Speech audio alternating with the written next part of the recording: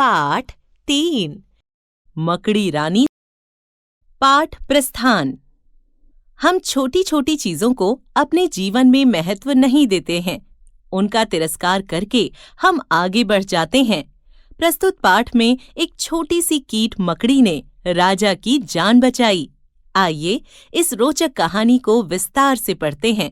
जंगल की एक गुफा में मकड़ी रहती थी। उसने गुफा के मुंह पर बड़ा सा जाला बना रखा था। उसके जाले में बहुत से शिकार फंसते। वह उन्हें खाकर अपना पेट भरती। एक दिन मकड़ी को एक घोड़ा आता दिखाई दिया। घोड़े पर एक राजा बैठा था। उसे देख मकड़ी घबराई। अरे यह क्या? घोड़ा तो मकड़ी के घर के पास आकर रुक गया। मकड़ी ने सोचा, राजा यहाँ क्या करने आया है? राजा मकड़ी रानी का जाला तोड़ गुफा में घुस गया। घोड़ा दूर दौड़ गया। मकड़ी रानी को बड़ा गुस्सा आया। वह लगी गुस्से से उछलने, लेकिन मकड़ी रानी सयानी थी। वह समझ गई कि राजा को किसी ने लड़ाई में हरा दिया है। राजा को छिपने के लिए जगह चाहिए। अगर राजा को अच्छी तरह नहीं छिपाया तो शत्रु इसे मार डालेंगे। मकड़ी रानी सोच में पड़ गई। वह अपने घर आए मेहमान को कैसे बचाए? मकड़ी रानी को एक अच्छी बात सूझी। उसने झटपट गुफा के बाहर फिर से जाला बना डाला।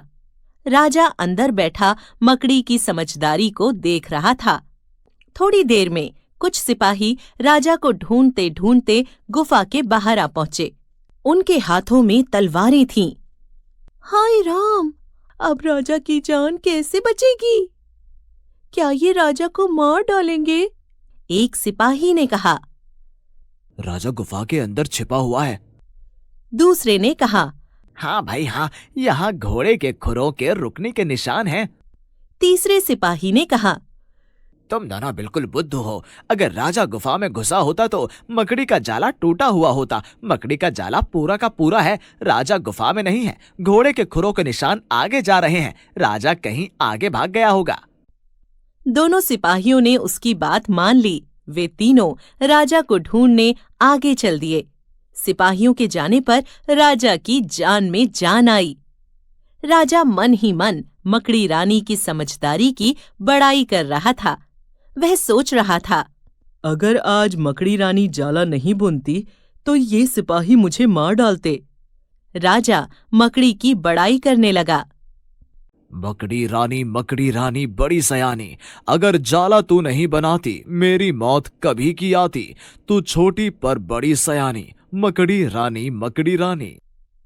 संकलित। हमने सीखा मदद करना, सबको सम्मान देना, संकट में धैर्य रखना।